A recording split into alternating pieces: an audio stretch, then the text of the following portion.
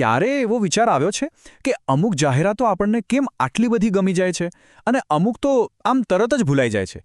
આ બધાની પાછળનું કારણ છે એક સારી વાર્તા. તો આજે આપણે સૌમ્યા કચ્છી ઘાણી તેલની એક સરસ મજાની જાહેરાતને ઉદાહરણ તરીકે લઈશું અને સમજીશું કે આ બ્રાન્ડ્સ કેવી રીતે વાર્તાનો ઉપયોગ કરીને આપણા દિલ અને દિમાગ પર છવાઈ જાય છે. સવાલ તો ખરેખર વિચારવા જેવો છે, ખરું ને? આ એક જ સવાલ પરથી આખી વાત માંડી શકાય છે કે કેવી રીતે મોટી મોટી બ્રાન્ડ્સ પોતાની પ્રોડક્ટ્સને વારસો, શુદ્ધતા અને વિશ્વાસ જેવી ઊંડી ભાવનાઓ સાથે જોડી દે છે. તો ચાલો શરૂ કરીએ. કોઈ પણ સારી વાર્તાની જેમ આની શરૂઆત પણ એક ખાસ જગ્યાએથી થાય છે. અહીં આપણને સીધા જ એક પરંપરાગત ગામડાના માહોલમાં લઈ જવામાં આવે છે. ચાલો જોઈએ કે આ સેટિંગ કેવી રીતે આખી વાર્તાનો પાયો નાખે છે. અને અહીં જુઓ, પાત્રોની પસંદગી કેટલી હોશિયારીથી કરી છે. એક દાદી અને એમનો પૌત્ર. આ જોડીને જોતાની સાથે જ મનમાં શું આવે? પ્રામાણિકતા, વિશ્વાસ અને ઘરના જેવી શુદ્ધ ગુણવત્તા. આ છે એકદમ શક્તિશાળી નેરેટિવ ટેકનિક. અને બસ આ એક નાનકડો સાવ સીધો સાધો સવાલ અને આખી વાર્તાને જાણે ગતિ મળી જાય છે. આ એક સવાલથી દાદીમાને મોકો મળે છે વાર્તાની મુખ્ય સમસ્યા રજૂ કરવાનું. અને એ સમસ્યા કઈ? બજારમાં મળતા નકલી અને ભેળસેળવાળા તેલની. વાહ, આ લાઈન તો જુઓ, ખરેખર અદ્ભુત છે. ઢાંકણી ખોલતા જ સુગંધ કહેશે, હું સાચું છું. અહીં દાદીમાં જાણે તેલને જીવંત કરી દે છે. એવું લાગે છે કે જાણે તેલ પોતે જ બોલી રહ્યું છે. અને આ રીતે એની શુદ્ધતા સીધી જ પ્રામાણિકતા અને સચ્ચાઈ સાથે જોડાઈ જાય છે. તો દાદીમાં એક ભાવનાત્મક દાવો તો કરી દીધો, પણ શું એ સાચો છે? ખાલી કહેવાથી થોડું ચાલે? હવે વાર્તા એક નવા તબક્કામાં પ્રવેશે છે. અહીં બ્રાન્ડ ખાલી વાતો નથી કરતી, પણ પોતાની શુદ્ધતાનો પુરાવો આપે છે. અને વિશ્વાસ જીતવા માટે આ સ્ટેપ ખૂબ જ જરૂરી છે. તો જુઓ, અહીં બ્રાન્ડ આપણને સીધા ફેક્ટરીમાં લઈ જાય છે.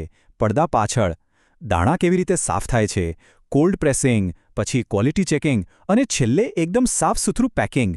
આ બધું બતાવીને એ દાદીમાની વાત પર મહોર મારે છે. જ્યારે આપણે આખી પ્રોસેસ આપણી આંખે જોઈએ ત્યારે વિશ્વાસ તો આપોઆપ વધી જ જાય ને. અને પછી આવે છે આ લાઈન. અહીં જુઓ કે કેવી રીતે પ્રોસેસ અને વચન બંનેને એકસાથે જોડી દીધા છે. જાહેરાત સીધું જ કહે છે કે ભાઈ, આ જે ગુણવત્તા અને સ્વાદ છે ને, એ કોઈ અકસ્માત નથી, એ તો અમારી મહેનતનું ફળ છે. આનાથી બ્રાન્ડનો મેસેજ એકદમ મજબૂત બની જાય છે. હવે વાર્તામાં એક નવો વળાંક આવે છે. એક એવો વળાંક જે આપણી રોજિંદી જિંદગી સાથે સીધો જોડાયેલો છે. એક બાજુ છે પરંપરા અને ગુણવત્તા, અને બીજી બાજુ છે આધુનિક બજાર. અને હવે ગ્રાહકે કરવાની છે એક પસંદગી. તો હવે આપણે દુકાનમાં છીએ અને યુવતી સામે બે વિકલ્પ છે. એક બાજુ કોઈ સસ્તું તેલ જેની કિંમત ઓછી છે પણ શુદ્ધતાની કોઈ ગેરંટી નથી, અને બીજી બાજુ છે સૌમ્યા તેલ, ગુણવત્તાની પરંપરા અને સ્વાદની ગેરંટી સાથે. એટલે કે આ ફક્ત કિંમત અને ગુણવત્તાની લડાઈ નથી, પણ એક અજાણી પ્રોડક્ટ અને એક વિશ્વાસપાત્ર બ્રાન્ડ વચ્ચેની પસંદગી છે. અને અહીં એકદમ ચતુરાઈભર્યો દાવ રમવામાં આવ્યો છે. દુકાનદાર એક ત્રીજી વ્યક્તિ તરીકે આવે છે અને શું કહે છે? મેડમ, સસ્તું તો મળશે, પણ ગુણવત્તા એ તો આ સૌમ્યામાં જ છે. એના આ શબ્દો બ્રાન્ડના દાવાને વધુ મજબૂત બનાવે છે અને ગ્રાહકના નિર્ણયને જાણે એક સમર્થન આપી દે છે. ઓકે, તો હવે ગ્રાહકે પૈસા કરતાં ગુણવત્તાને પસંદ કરી છે. પણ શું એનો નિર્ણય સાચો હતો? હવે વાર્તાને એક નક્કર પરિણામની જરૂર છે, એક પુરાવાની. અને એ પુરાવો આવે છે સ્વાદના રૂપમાં. અને આ રહ્યું પરિણામ. જ્યારે મિત્રો વખાણ કરે છે, વાહ, આજે તો સ્વાદ સરસ લાગે છે, કંઈક જુદું વાપર્યું છે, ત્યારે એને સોશિયલ પ્રૂફ કહેવાય. મતલબ કે બીજા લોકો પણ તમારી પસંદગીને માન્યતા આપે છે. આનાથી સૌમ્યા તેલ ખરીદવાનો નિર્ણય એકદમ સાચો સાબિત થઈ જાય છે. અને બૂમ, રહસ્ય ખુલી ગયું. આ જ તો છે વાર્તાનો ક્લાઇમેક્સ. અહીં પ્રોડક્ટ એટલે કે તેલ પોતે જ હીરો બનીને સામે આવે છે. ગ્રાહકની પસંદગી સાચી હતી, કારણ કે એનો સારો અનુભવ હવે બીજા બધા પણ માણી રહ્યા છે. પણ શું વાર્તા અહીં પૂરી થઈ ગઈ? ના, હજી તો સૌથી ભાવનાત્મક અને યાદગાર ભાગ બાકી છે. હવે વાર્તાની શરૂઆત અને અંત એકબીજા સાથે જોડાશે અને એક ખૂબ મોટો સંદેશ આપશે. અને આ છે એ અંતિમ પંક્તિ. દાદીમાં શું કહે છે? બેટા, જીવન હોય કે તેલ, મિશ્રણ વગરનું હંમેશા સારું. આ માત્ર એક લાઈન નથી, આ આખી વાર્તાનો સાર છે, એનો નૈતિક બોધ છે.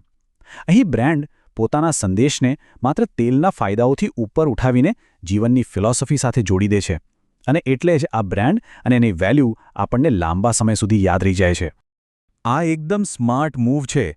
જેવી ભાવનાત્મક વાર્તા પૂરી થાય એટલે તરત જ બ્રાન્ડ પોતાના વચનોની એક સ્પષ્ટ, લોજિકલ લિસ્ટ રજૂ કરે છે. એટલે કે પહેલા દિલ જીતો અને પછી દિમાગને ખાતરી કરાવો. પરફેક્ટ. અને છેલ્લે આ એકદમ સિમ્પલ ચેકલિસ્ટ. 100% શુદ્ધ, કોઈ કેમિકલ્સ નહીં, કોઈ મિશ્રણ નહીં અને પરંપરા જેવો સ્વાદ. આખી વાર્તાનો જે ભાવનાત્મક સાર હતો એને અહીં નક્કર ફીચર્સમાં બદલી નાખ્યો છે. આ વસ્તુ જોયા પછી મનમાં બધું એકદમ સ્પષ્ટ થઈ જાય છે. તો આ આખા વિશ્લેષણ પછી એક સવાલ મનમાં રહી જાય છે કે કેવી રીતે એક સાધારણ પ્રોડક્ટને એક વાર્તા કહીને પારિવારિક પરંપરા બનાવી શકાય છે. આ આપણને એ વિચારવા પર મજબૂર કરે છે કે આપણે જે પણ ખરીદીએ છીએ એની પાછળ કથાની કેટલી મોટી શક્તિ હોય છે. એટલે હવે પછી જ્યારે પણ કોઈ વસ્તુ ખરીદો ને તો એકવાર એની પાછળની વાર્તા વિશે વિચારજો જરૂર.